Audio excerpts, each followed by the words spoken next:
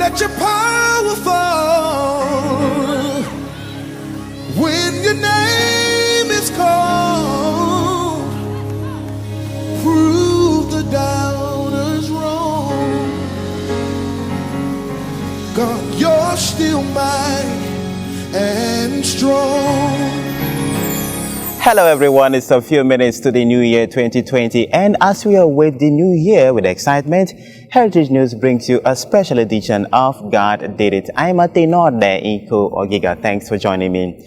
Now, for us as the people here in the Heritage House, 2019 was a year of extraordinary breakthroughs. This, however, manifested in different ways for many of us. While some experienced God as their provider, Jehovah Jireh, others saw him as their healer, Jehovah Rapha. Many others, through their experiences, got reassured of the covenant of protection that they have with God. Some others also received their rewards for their faithfulness and belief.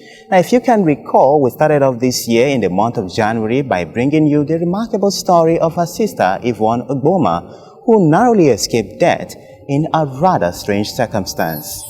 I got a taxi coming from Bayelsa to Port Harcourt. As I was the first passenger, I took the front seat beside the driver.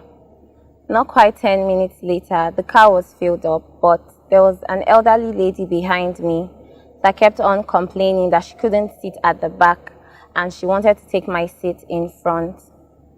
I acted like I didn't hear them because my ears were plugged, but I could still hear.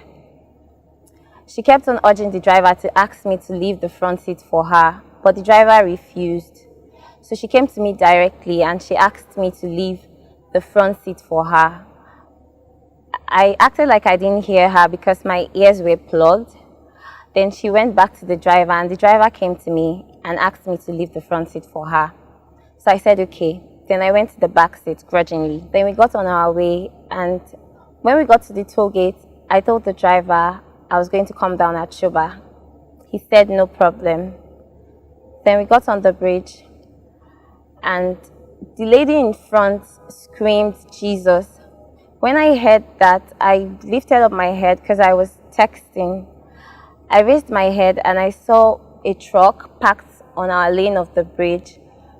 It had a car engine behind it and some rods with a lot of other junk. Then we hit the truck and everything went black. Passers-by rushed to our rescue. When they came, I heard them shouting that somebody was dead. At the time, I didn't know who it was until when I got to the hospital and I could see every other passenger except the lady in front. So I asked where she was, and they told me she died on the spot and that a rod went through her skull and both of her legs were cut off.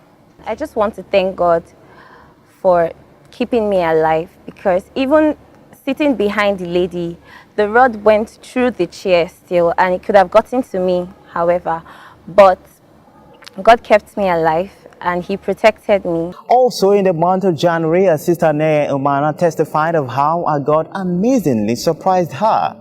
3 of her students and a driver were returning to school after the festivities when they had a terrible accident. The vehicle the students were in somersaulted, but surprisingly, no one was hurt. This year, we also brought you the inspiring story of Mr. and Mrs. Ainde Indiaye, who got rewarded with a beautiful baby after almost 10 years of trial. And I guess no one can explain God's love and mercy better than our brother Joseph of our Protocol Directorate and Songo Amakri, who at different times got spared from accidents that could have taken their lives. Now, have you ever heard of the disease known as aquagenic urticaria? If no, then that wouldn't be surprising, as the disease is a very rare condition with only about 50 reported cases in medical history. It means allergy to water. Our sister Gwendolyn Rain said she has been suffering this condition since she was little. Every time she drinks water or takes her bath, she gets severe pains and hives. It was a terrible experience. She told us earlier this year she became tired of it and cried to God for help. To her amazement, the very next day, everything became normal and she could take her bath like every other person. exceptional indeed. Moving on, in the month of June, we brought you the compelling story of our brother Solomon of our spiritual operations and strategy, who got saved from a near-death experience. Okay, there's a project we are doing with Ondo State government.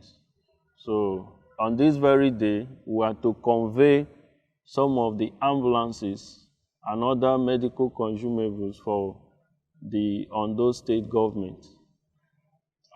We got to Benin just for us to engage the Benin-Owo Road. Not too long from that point, like 10 minutes drive from Benin, we ran into gunmen. They just opened fire on our vehicle. Unfortunately, one of the bullets had already hit our driver and our vehicle lost control. We didn't even know what happened. The next thing was a big bang, boom, on a big tree. So it was actually that tree that stopped the vehicle. The shooting kept coming. I just saw myself crawling in the bush. When I thought I was making move, I now got to the end of the bush. So within that split of seconds, I just said, okay, let me quietly even check the environment before to know if it's safe for me to cross. Just for me to bring out my head slowly, I saw one of the men just standing not too far from me, with his gun positioned. I had to quietly, very slowly crawl back into that bush. And crawling back is still where I'm coming from. So I don't have to go too far. So I was just trapped somewhere in the bush there. There was now voice. There was a shout. Advance! Advance! The firing started again. That voice shouted and the shooting continued until the voice got close to almost where I was lying. And I now started hearing my name and the name of the other of my colleague. Now, luckily for me, the other of my colleague, which jumped out of the vehicle together with me, was not too far from where I was lying too. So he recognized the voice and shouted back at the voice, Hassan! Hassan! So the voice now replied, Bete, come out now, don't shoot now, our people. I now shouted the name. Hassan, he replied my name. That was how we now jumped out from the bush with our hands up just to come to the road. And we saw plenty of the Nigerian police, men. So that was how we are safe from this attack. So I'm just grateful to God who had already reviewed this incident, because we now had to start praying ahead, before time. And also the gift of that discerning spirit. The family of Mr. and Mrs. Ijoma were not left out in experiencing God's favor and mercy as their daughter successfully had a heart surgery. And lastly, just a few days ago, we brought you the remarkable story of our sister Candy, who told us how God upturned what could have been a tragedy into a testimony.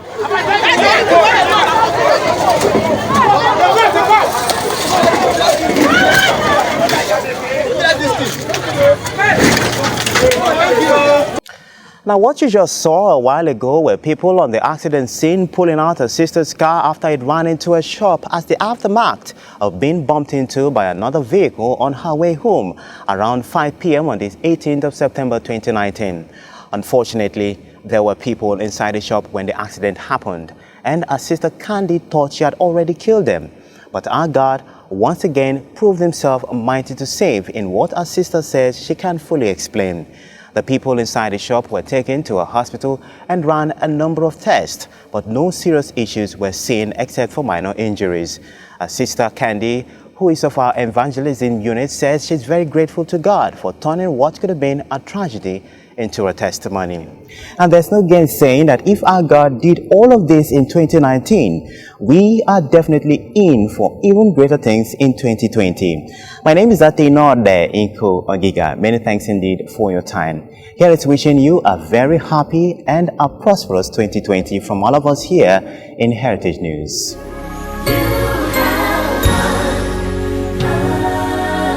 brought me out so many times.